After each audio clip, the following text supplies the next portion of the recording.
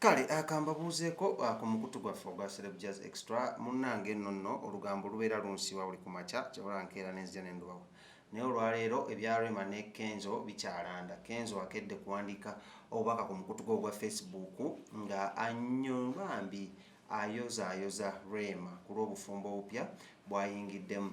Wabula kigambibwa nti Kenzo Edrisa Musuuza enzaalwa y'e Masaka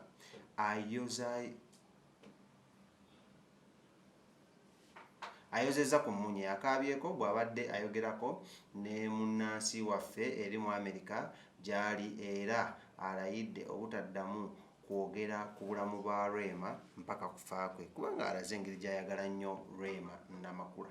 N'olw'ensonga eyo nga nze munnange omu ku gwe baali bakyayeeko ayina munnange obulumi obw'enjawulo njagadde nveeyo mbasomere ku kirango kino omukulu amanyiddwa nga Edrisa Musuuza kyawandiise eri Rema Namakula oba ku nsonga za Rema Namakula. Agambye bw'ati Heartbroken Eddie Kenzo officially says bye-bye to Rema in tears. Eddie Kenzo, I wanted to record this on video so that it shall remain on record. Unfortunately, I have failed, given that I am the worst writer. Okay, Rema yazaala Amal Musuuza Malayika ye mama we forever and for good that will never change.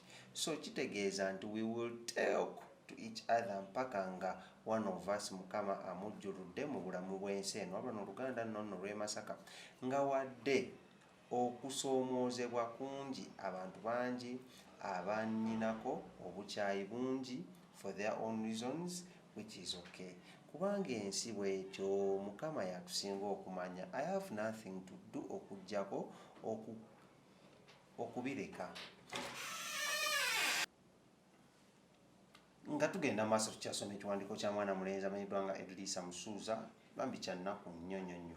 Yeyongeddeyo n'agamba bw'ati abalabe bange bangi bembadde mmanyi ne bentegedde mu mbeera eno. They are using this chance okunsuula. They are doing their level best to make sure I go back to street, which is okay. It's not okay. No, which is okay. It's okay kubanga era that's my home. Nze ndi kaana kambaata and it's very possible life can change and I end up on street again. Awo byebyo kubanga tukirabyeko nga ba once billionaire bazzeeyo ku zero kisoboka and I can feel the effort. Amaanyi baali mu kugakozesa, amaanyi bali mu kukozesa mangi nnyo okunsuula era nga woowulira. I congratulate you people. You are winning bannange amaanyi gampedde. I am a fighter, hustler, mukunoonya sente but not in fighting people, so I don't think I can win this battle honestly speaking.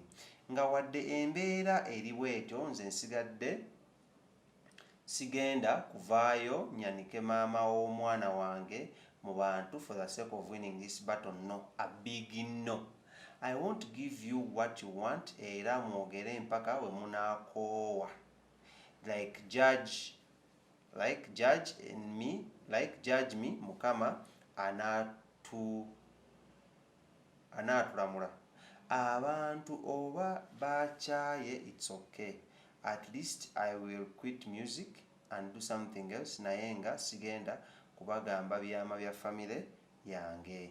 Mu nsi teri atayagala kirungi, ffenna bye tukolerera naye ekirungi bwe kiba kinnemye kitegeeza kinnemye for some reasons ekirungi akyamye for some reasons ekirungi kankyamye.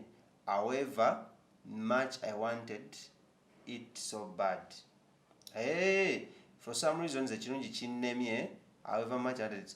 I have to protect Rema no matter what. Sigenda kola interview. I'm not gonna prove myself right. Kasita Katonda ye amanyi why our relationship failed. We wanted to have best couple but best life. Naye ensi bwetyo ffe abantu tusabira birala naye Mukama aba n'enteekateeka. Ekyo nno nnenge kyekiwandiiko kya mwana mulenzi amanyiddwa nga Edrisa Musuuza ng'ono munnange yakola ki yabaddewo ku lwa Rema kumala ebbanga okuva yaveera Bebe Cool munnange n'addaawo n'ayimbayo Rema n'azaala omwana ne babyekanira ne babikkiriza. So embeera bwetyo bweri ne katongera obbasabira bambi tomanya oba oli awo Mukama ayinza okuddiramu omusajja amanyiddwa nga Edrisa Musuuza n'amuwa omukyalo omulungi oba yekennyinnyini okuba nga Rema akomawo. Amanya n'eddoboozi ndi King Smith nga bulijjo wano ku Celeb Jazz Extra tukwatagana ate olundi ngenda kuba nkuleeterako ku bakyala Eddie Kenzo bayagaddeko n'ensi yaabwe naawe tusuubiza nti ayinza okuba kati gwagenda okugenda ayagaleko.